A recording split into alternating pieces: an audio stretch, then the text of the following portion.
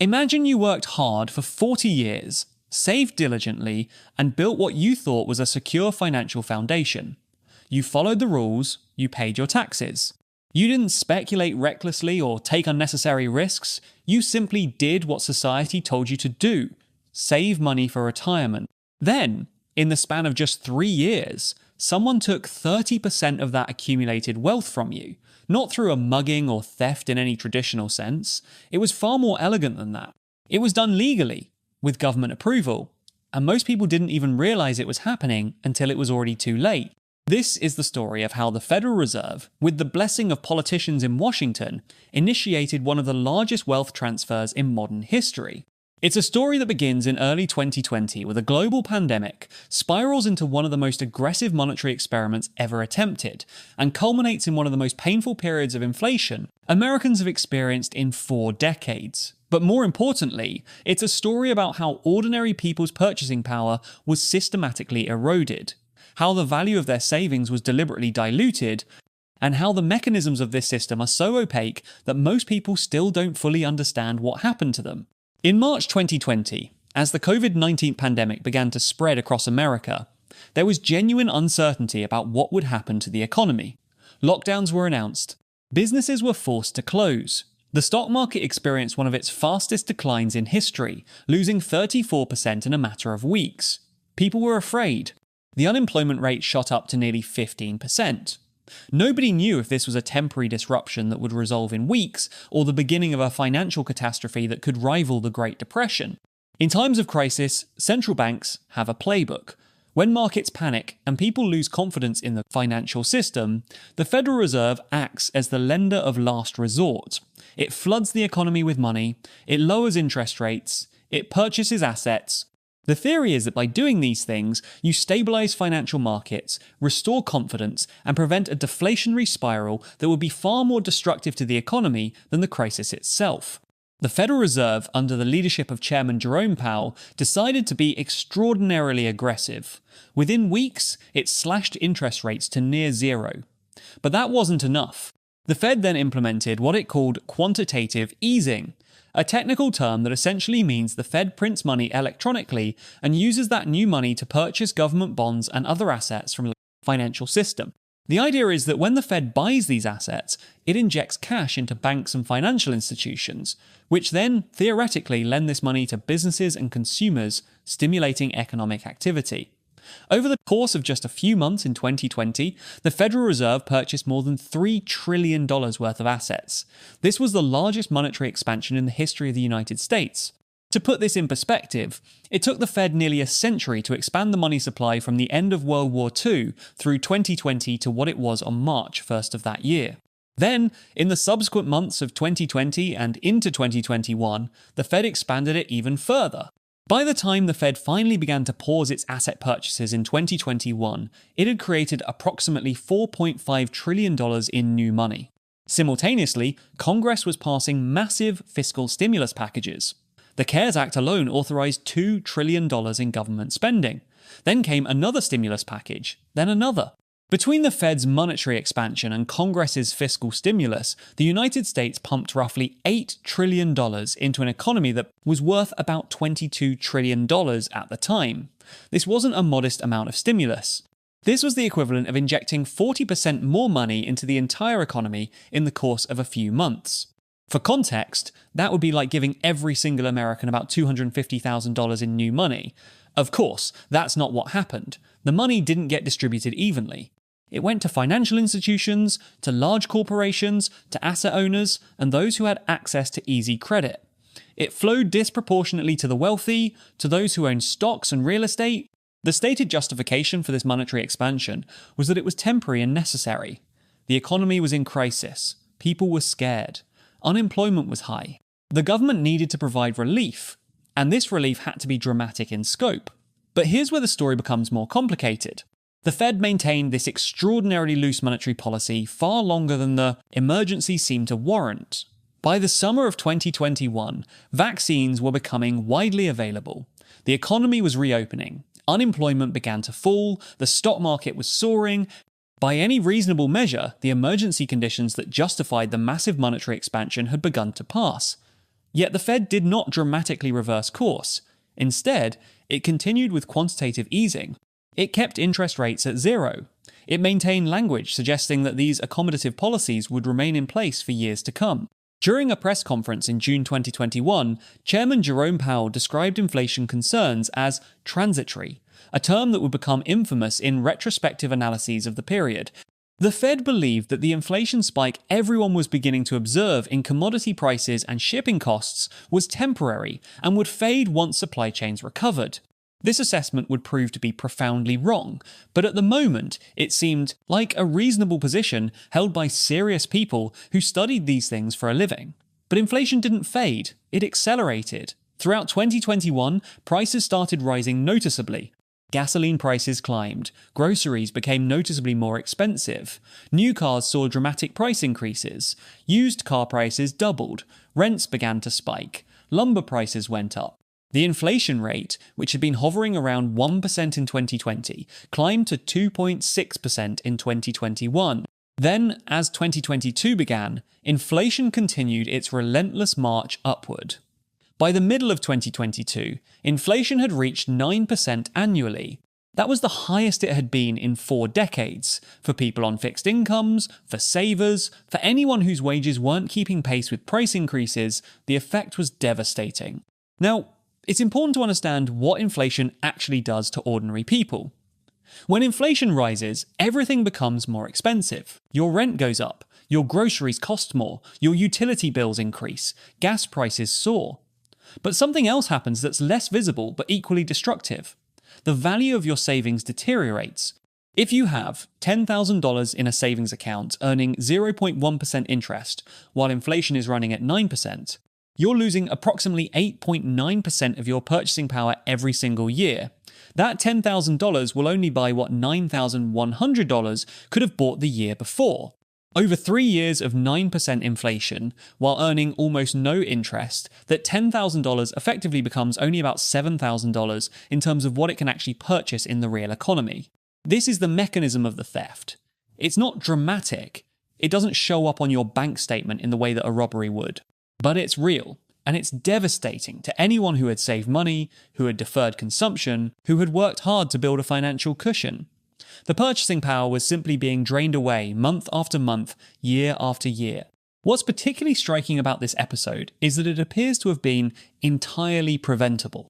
The Fed had the tools to begin unwinding its monetary expansion in 2021, when it became clear that the economic emergency had passed and that inflation was beginning to rise. It chose not to do so. The Fed kept printing money, kept buying assets, kept leaving interest rates at zero. Some economists and market observers warned about this at the time. In early 2021, there were commentators and even some Fed officials who began to express concerns that monetary policy was being kept too loose for too long. But the institutional consensus, the echo chamber of thinking among the people who actually controlled monetary policy, remained firmly convinced that inflation was transitory and that tightening policy too quickly could derail the recovery. This brings us to one of the central tensions of this entire episode. Was the Fed's decision to maintain loose monetary policy for so long an honest mistake born from incorrect forecasting, or was it something more deliberate? The Fed's public statements suggest it genuinely believed inflation would fade. Its economic models, which had consistently underestimated inflation throughout 2021, were predicting that price increases would moderate in 2022. These predictions proved wrong, but it's worth noting that many mainstream economists and institutions made the same miscalculation. It wasn't some unique failure of the Federal Reserve alone. The economic establishment broadly failed to anticipate how quickly inflation would rise and how stubbornly it would persist. However, there was also a political dimension to all of this. Tightening monetary policy means raising interest rates, which slows economic growth, which can increase unemployment, which is politically unpopular. The Fed is technically independent, but it doesn't operate in a vacuum. The administration in power, the Congress, Wall Street, large corporations, all of these constituencies benefit from keeping interest rates low and from maintaining stimulus that keeps financial conditions loose. There's no explicit conspiracy here. It's simply that everyone involved has incentives aligned toward keeping the monetary spigot open for as long as possible, and tightening only when absolutely forced to do so. By the time the Fed finally became serious about fighting inflation, it was already too late to do so painlessly. The inflation had become embedded in people's expectations and in wage-setting dynamics. When the Fed finally did begin to tighten in 2022, it did so aggressively. It began raising interest rates. It announced that it would stop its asset purchases and eventually start shrinking its balance sheet through quantitative tightening, which is essentially the opposite of quantitative easing. But by this point, the damage to ordinary people's purchasing power was already substantial. Someone who had carefully saved money over decades now saw that money being eroded at the fastest rate since 1980. Credit card debt exploded as people tried to maintain their standard of living despite the relentlessly rising cost of living. Medical debt increased, foreclosures and evictions began to rise. Student loan borrowers, who had been granted a temporary reprieve during the pandemic, faced the prospect of resuming payments on top of the inflation that had eroded their real incomes. There's a technical way to calculate the actual wealth transfer that occurred during this period.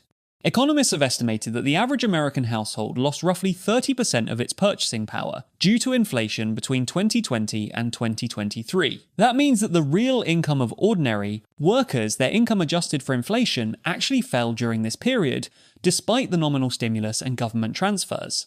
The money supply had been increased by more than 20% beyond what economic growth would have warranted, but it had been distributed in a way that benefited asset owners and financial corporations far more than ordinary workers. Housing prices surged, benefiting those who already owned homes, but making it nearly impossible for first-time homebuyers to enter the market. Stock prices soared, further enriching those who already held portfolios of stocks. The distributional consequences of this monetary expansion cannot be overstated. If you were wealthy enough to own assets, real estate, stocks, bonds, you actually did very well during this period. The value of those assets exploded.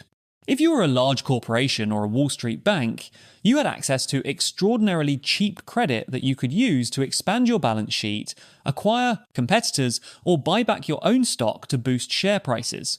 If you were an ordinary worker who relied on wages and had limited asset holdings, you were getting crushed. Your wages were not keeping pace with inflation. The purchasing power of your savings was being systematically eroded. The opportunity to build wealth through saving became almost impossible as real interest rates went deeply negative. This has profound implications for how we think about what happened during the pandemic years. On the surface, it looked like the Fed and the government had come together to help ordinary people during a crisis. Stimulus checks were sent out. Unemployment benefits were enhanced. There was a sense that society was banding together to preserve economic stability and help those who had been harmed by the lockdowns. But the deeper story was far more complicated.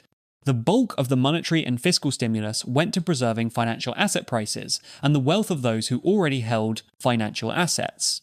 The working age population, those who depended on wages rather than asset returns, saw their real purchasing power decline. This was not inevitable. Different policy choices, made differently and earlier, could have resulted in a very different outcome. Consider what could have happened if the Fed had maintained tighter monetary policy in 2021. Yes, interest rates would have had to rise sooner. Yes, the stock market might have pulled back, but the subsequent inflation surge could have been prevented or substantially mitigated. Workers would not have seen their real wages decline. Savers would not have had their purchasing power eroded. First-time homebuyers would have had an easier time entering the housing market. Credit card debt would not have exploded. The pain of adjustment would have been front-loaded in 2021 and 2022, but it would have been far less painful than the prolonged erosion of purchasing power that actually occurred. Instead, the Fed made a bet. It bet that it could keep monetary policy extraordinarily loose for longer than any reasonable economic analysis would have suggested, and that it could then tighten policy without causing significant economic dislocation. This bet has not paid off. By 2023 and 2024, the economy began to show signs of stress. Regional banks failed. Credit markets tightened. The Fed, having raised interest rates far higher than it had previously suggested would be necessary, found itself unable to adjust rates downward without causing financial instability. This brings us back to our original metaphor of theft. Was it theft? In a legal sense, no. The Fed has the authority to conduct monetary policy as it sees fit. No law was broken. Congress authorized the expenditures, but in a deeper moral sense, the question is more complicated. When a group of central bankers and politicians make decisions that systematically transfer wealth from savers to borrowers, from ordinary workers to asset owners, from the many to the few, isn't there something worth calling unjust about that? And when those decisions are made with inadequate attention to the distributional consequences, when those in power seem genuinely unconcerned about the purchasing power of ordinary people's savings, doesn't it deserve scrutiny? The story of the $4.5 trillion that the Fed printed is not ultimately a story about conspiracy or malice. It's a story about institutional incentives, about the distance between those who make policy decisions and those who suffer the consequences, about the way that crises create openings for extraordinary measures that then persist far longer than the crisis justifies. It's a story about how the monetary system itself is structured in a way that makes it easier to transfer wealth upward than to distribute it broadly. And it's a story about the invisible process through which ordinary people's accumulated wealth is slowly drained away. Not through anything dramatic or obvious, but through the patient erosion of purchasing power caused by monetary expansion that creates more money without creating more real goods and services. For anyone who saved money, who deferred consumption in hopes of building security, the period from 2020 to 2023 represented an extraordinary and devastating loss of purchasing power. That loss was not inevitable. It was the result of specific policy choices made by specific people at specific institutions. Whether you call it theft or simply the consequence of bad policy decisions probably depends on your perspective. But what cannot be disputed is that real wealth was transferred from those who had saved to those who had borrowed heavily or who owned financial assets. And that transfer happened not through any mechanism that was explicitly acknowledged or debated in democratic forums, but through the opaque technical mechanisms of monetary policy that most people barely understand and cannot easily access to influence.